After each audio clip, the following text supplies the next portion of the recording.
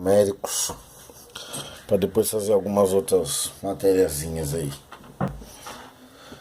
Eu tenho aqui o conjunto dos números naturais que são formados pela letra N, né, um pouco estilizada, 0, 1, 2, 3, 4. Nós temos aqui o conjunto dos números naturais novamente, com asterisco. Isso indica que eu não quero zero. Então, pode ver que eu coloquei 1, 2, 3, 4, 5 e é infinito, mas não coloquei o zero.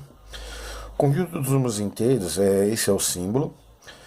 Então eu quero zero, não tem asterisco, quer dizer que eu quero zero. Eu quero os negativos e quero os positivos. Ele é infinito, tanto à direita quanto à esquerda.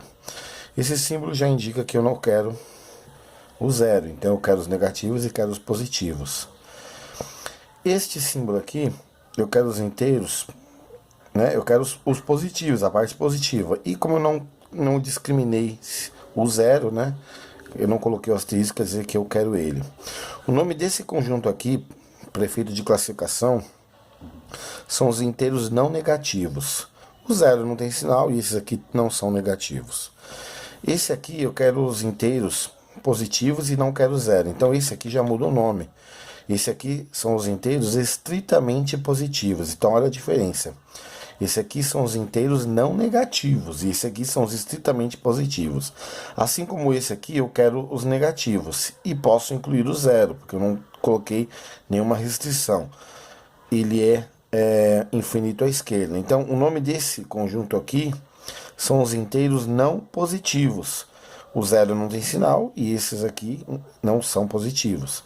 Já o de baixo, esses aqui são os inteiros estritamente negativos. E aqui eu não coloquei nenhuma restrição do zero, eu quero os positivos, quero os negativos, ou seja, este conjunto dos inteiros é a mesma coisa que esse. Então, isso aí é só para efeito de exercícios com verdadeiro ou falso. O conjunto dos racionais, que está simbolizado pela letra Q aqui, ele sempre é uma fração. Racional vem de razão, razão é fração. Então nós temos aqui a parte de cima que é chamada de numerador e a parte de baixo aqui que é chamada de denominador. O A, ele é um inteiro, né? Como tá vendo aqui, ele pertence aos inteiros. Isso quer dizer o quê? Que ele pode ser zero, que ele pode ser positivo e que ele pode ser negativo. Mas o meu denominador, o meu B, repara que ele pertence aos inteiros, só que não posso ter zero. Ou seja, não pode existir divisão por zero. Eu posso dividir zero por qualquer número, o resultado é zero, mas nenhum número pode dividir por zero. Nos racionais, nós temos ainda aqueles cálculos que dão exatos, por exemplo, 4 dividido por 2, né? 8 sobre 4, 16 sobre 2, vão dar números que nós conhecemos, números inteiros mesmo. Só que quando ele não dá um resultado inteiro, por exemplo, como esse que eu acabei de falar, que é 8 sobre 2, que dá 4. Toda vez que o numerador for menor do que o denominador, neste caso, 1 sobre 2, que é o exemplo adotado, vai dar 0,5, ou seja, isso é um decimal exato. Porque se eu fizer o cálculo, vai dar um resto zero e vai dar uma quantidade de casas finitas depois da vírgula. 1 sobre 4, por exemplo, dá 0,25. 1 sobre 4, o 1 é menor, então você coloca 0 e 0, 2 vezes 4, 8, para 10, 2. Coloca mais um 0, 5 vezes 4, 20, para 20 nada. Reparem que deu resto zero. E deu duas casas depois da vírgula. Ou seja, o decimal exato, ele tem uma quantidade de casas finitas depois da vírgula. E resto sempre zero. Agora, eu posso ter também o que nós chamamos de dízima periódica. Por exemplo, se eu for dividir 1 por 3, vai dar 1 é menor, coloca 0, 0, 3 vezes 3, 9, para 10, 1. Mais um 0, 3 vezes 3, 9, para 10. Ou seja, eu vou ter um ciclo. Esse é cíclico, vai ser repetitivo. Dízima vem de décimos e periódico vem de repetitivo. Então, esse número aqui ele se repete infinitamente. Por isso que foi colocado os 3 pontinhos. Uma forma de representar esse número é colocando ele assim, 0,3, no caso que é o que está se repetindo, e um tracinho em cima. Isso quer dizer que eu sei que o 3 é um número que se repete. O nome dessa fração que gerou a dízima periódica é fração geratriz. Então, eu vou dar aqui alguns exemplos de dízimas que nós vamos tentar chegar na fração geratriz. Então, por exemplo, se você tem 0,4444 dízimo, né? 3 pontinhos. Repara que se eu não colocar os 3 pontinhos, eu tô falando que isso aqui é um decimal exato. Então tem que ter os 3 pontos indicando que isso aqui é infinito. Eu posso representar então ele dessa forma aqui, né? Onde só o 4 se repete. Como eu sei que é só o 4 que se repete, eu vou colocar, já vou jogar um macete. Pego o 4 e o 9, porque só tem um número que se repete. Se eu pegasse, por exemplo, 0, 13, 13, 13, então eu posso colocar o número assim, 0, 13 com traço nos dois números, porque são os dois que se repetem. Vou pegar aqui o 13 e 9, 9, porque são dois algarismos ali, né? O mesmo se eu pegasse, por exemplo, 0, 154, 154, 154 e por aí vai. Eu posso representar esse número dessa forma, 0,154 com o traço em cima. Vou pegar o 154 e vou colocar 9, 9, 9, porque tem 3 algarismos que se repetem. Todas essas aqui que eu estou falando, ela se encaixa na dízima periódica simples. Agora eu vou dar uma composta para ver como que você chegaria na fração geratriz. Por exemplo, 0,1,333. Ou seja, por que ela é composta? Porque esse 1 que está depois da vírgula não se repete igual ao 3. Ele não faz parte da dízima. Então eu posso representá-lo dessa forma. 0, 1, 3. E só o 3 repete. Então eu coloco o tracinho só em cima do 3. Neste caso, eu vou fazer um macete. Eu vou tampar a vírgula. O número que eu enxergo é 13. Então eu vou colocar lá o 13. Vou subtrair. De quem? Eu pego e tampo a dízima periódica. Ela não é 3, o número que se repete. Sobra quem? Sobra o número 1. Então, vou colocar lá 1. Quantos algarismos, melhor assim, que nós temos na dízima? Um algarismo, então, 9. Quantos números que não pertencem à dízima periódica, que estão depois da vírgula e antes do número que se repete? É o número 1. Então, coloco um 0. Então, 13 menos 1 vai dar 12 sobre 90. Essa já é a fração geratriz. Obviamente que ela pode ser simplificada, tá? Por 2. Então você vai ter 6 sobre 45. E ainda dá para simplificar por 3 depois, mas eu só estou ensinando como chega na fração geratriz. Eu vou dar um outro exemplo. Por exemplo, 3,42515151. Então, e os 3 pontinhos. Esse número, você vai representar ele dessa forma. Vai colocar o 3, o 4 e o 2, o 5 e 1, e o tracinho só em cima do número que se repete. Então, por exemplo, eu vou tampar a vírgula e vou escrever o número que está aí, que é o 3, o 4, o 2, o 5 e o 1. Menos.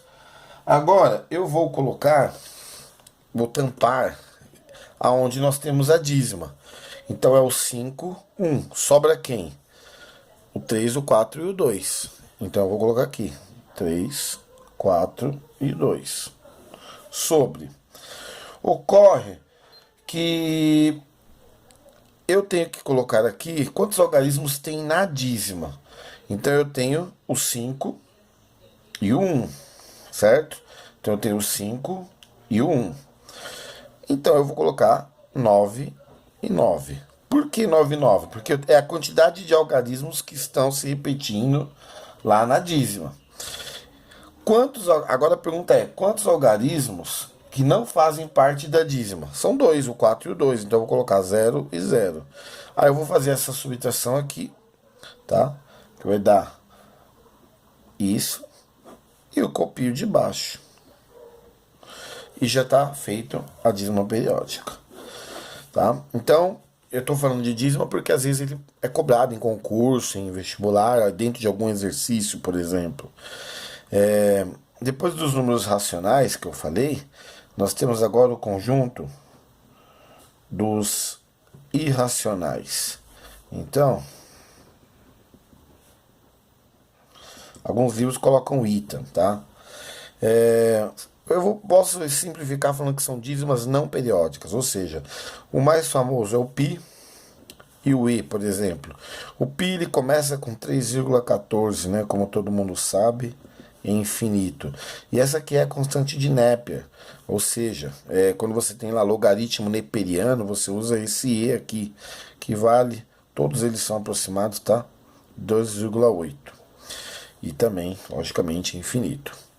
Para terminar essa brincadeira dos conjuntos numéricos, nós temos o conjunto dos reais, tá? Simbolizado por esse R. Turma, é assim, conjunto dos naturais, você tem aí os positivos, 0, 1, 2, 3, 4. Você tem o conjunto dos números inteiros. Os naturais, o conjunto dos naturais está contido dentro dos inteiros, tá? Que, por sua vez, também está contido nos racionais. Aí nós temos os irracionais, tá? E o conjunto dos números reais. Existe um outro conjunto ainda, mas a gente vai falar dele mais para frente, que é o conjunto dos números complexos, tá? Por exemplo, nós não calculamos dentro do conjunto dos reais uma raiz quadrada, por exemplo, com radicando negativo. Isso só vai ser possível quando nós chegarmos nos complexos. Bem, feito esses pequenos exemplos aqui de fração geratriz, nós vamos falar da potenciação. Então, a potenciação ela é importante. Então, por exemplo, eu tenho A elevado a N. Aí isso aqui vai ser A vezes A vezes A vezes A, N vezes, tá?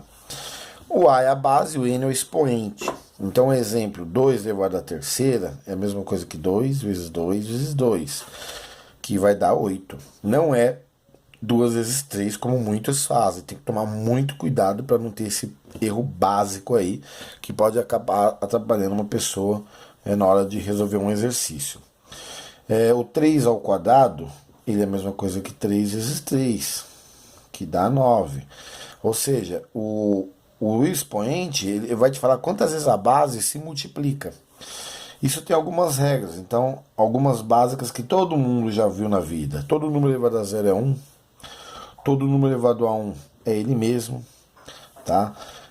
Vamos colocar, se você tiver elevado a um expoente negativo, vai ser 1 sobre.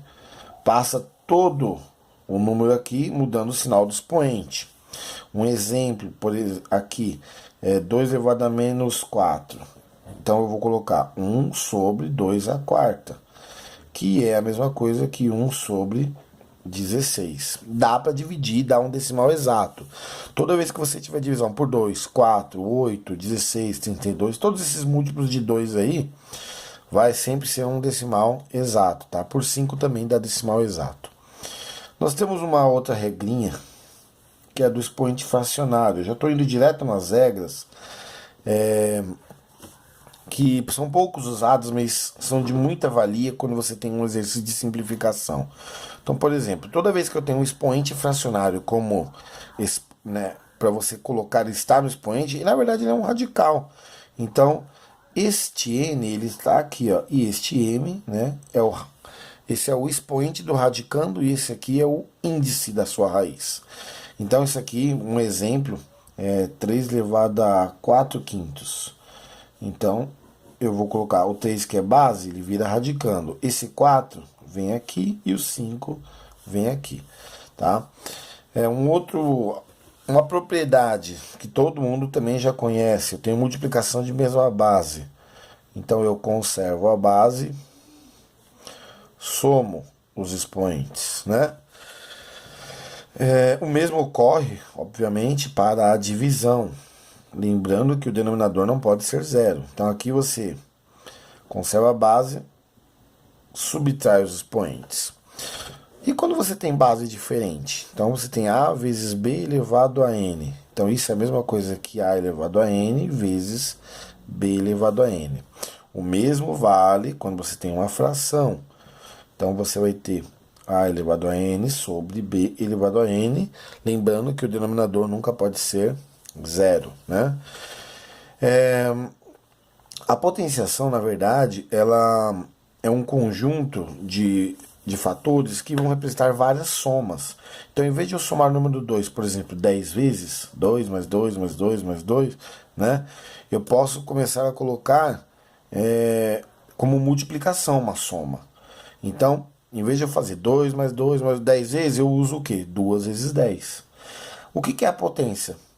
São várias multiplicações, entendeu? Então, eu coloco a elevado a n, todos se multiplicando. Nós temos, por exemplo, eu vou pegar e misturar algumas regras. Por exemplo, essa regra com essa regra aqui. Suponhamos que eu tenha 5 terços elevado a menos 2. Eu posso simplesmente inverter esses dois números e mudar o sinal do expoente. E aí eu vou aplicar essa regra, ou seja, os dois serão levados ao quadrado, 3 ao quadrado 9, 5 ao quadrado 25. Tá?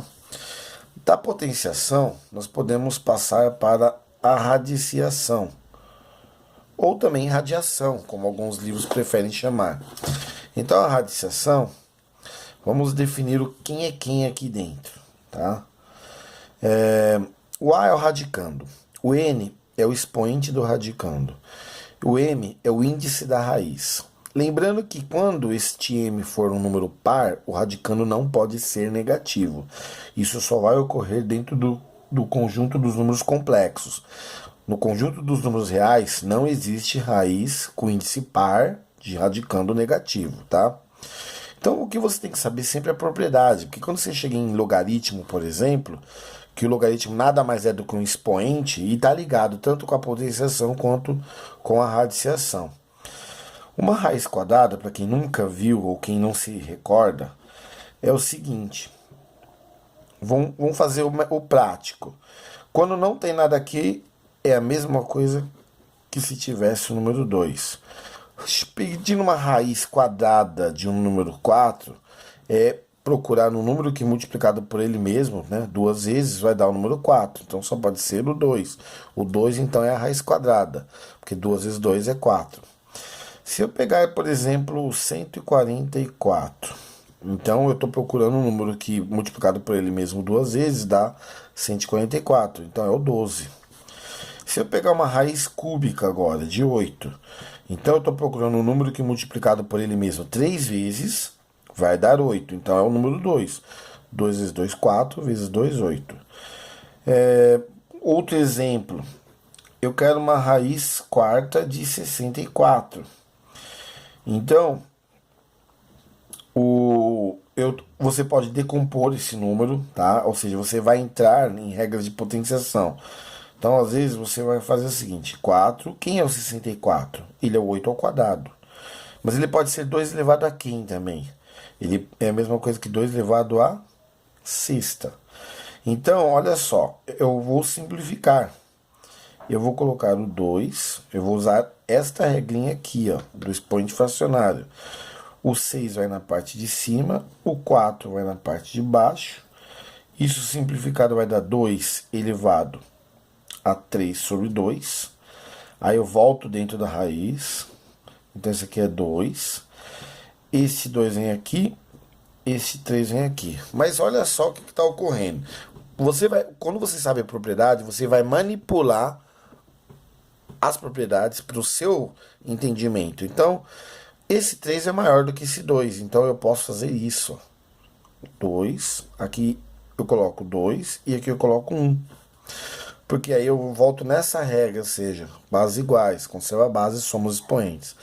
O objetivo é aplicar uma regra da radiciação que fala que se eu tiver um produto dentro de uma radical de índice n, eu posso fazer aparecer duas raízes enésimas, né, dos respectivos radicandos. Então, pegando este número aqui, ele vai ficar raiz quadrada de 2 ao quadrado vezes raiz quadrada de 2 à primeira. São iguais. Ele vai cancelar por causa desta regra. Então, isso aqui vai dar 2 raiz quadrada de 2. E tá resolvido aí a aplicação desta regra, tá? Raiz quarta de 64.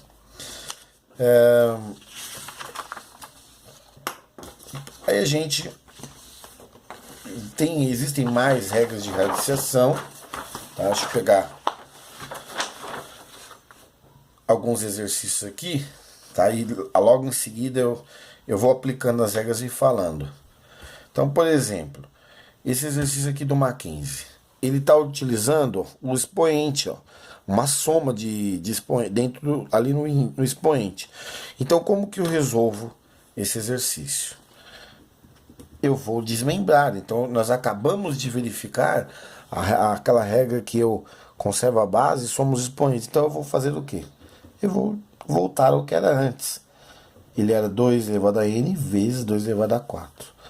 Mas, aqui mesma coisa. Eu vou desmembrar 2 elevado a n vezes 2 elevado ao quadrado. E ali eu também vou desmembrar 2 elevado a n vezes 2 elevado a menos 1.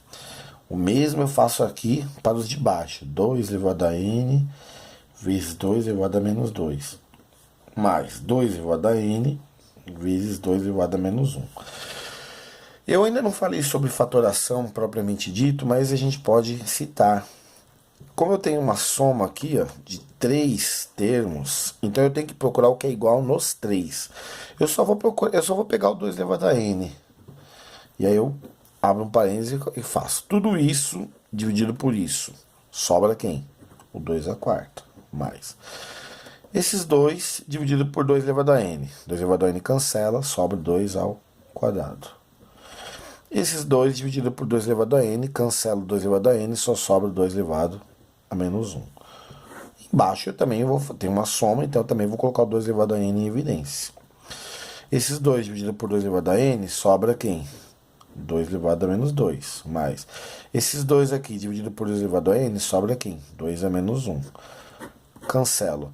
O pessoal vai ter uma vontade danada de querer cancelar esses 2. Não pode, porque eu tenho uma soma aqui, viu? Então, quem tem mania de querer cortar tudo, dá uma barrada aí na vontade. Bem, vamos colocar tudo em número. 2 à quarta é a mesma coisa que o quê? 2 vezes 2, 4, vezes 2, 8, vezes 2, 16. 2 ao quadrado é 4, e 2 a menos 1 é a mesma coisa que meio, usando aquela regra do expoente fracionário. Aqui nós temos o 2 elevado a menos 2, é a mesma coisa que 1 quarto, mais meio. Então, eu tenho, vamos lá, 20, que é o 16 mais 4, mais meio, sobre. Eu vou fazer esse 2 aqui virar 4, fazer o mesmo expoente, para a gente ter uma certa facilidade. Então, eu tenho que multiplicar ele por 2. Só que se eu multiplicar ele por 2, eu tenho que multiplicar o numerador também por 2. Então, eu posso colocar dessa forma. Aqui eu vou fazer um número inteiro com uma fração. Então, eu vou fazer direto. 2 vezes 20, 40. Mais 1, 41 sobre 2. Aqui o denominador agora é igual. Então, eu conservo ele e somo em cima. 1 mais 2, 3. Eu tenho divisão de fração por fração. O que eu faço? Conservo a primeira, multiplico e inverto a segunda. Então, tá aqui. Olha, eu tô vendo que esse 4 e esse 2 eu posso simplificar. Aqui vai dar 2, aqui vai dar 1. 41 vezes 2 vai dar quanto? 82. E aqui vai ficar 3. 82 sobre 3, deixa eu ver. Aqui. E numa próxima aula a gente fala um pouquinho mais das propriedades de radiciação. Fala também da fatoração para depois poder resolver os próximos exercícios.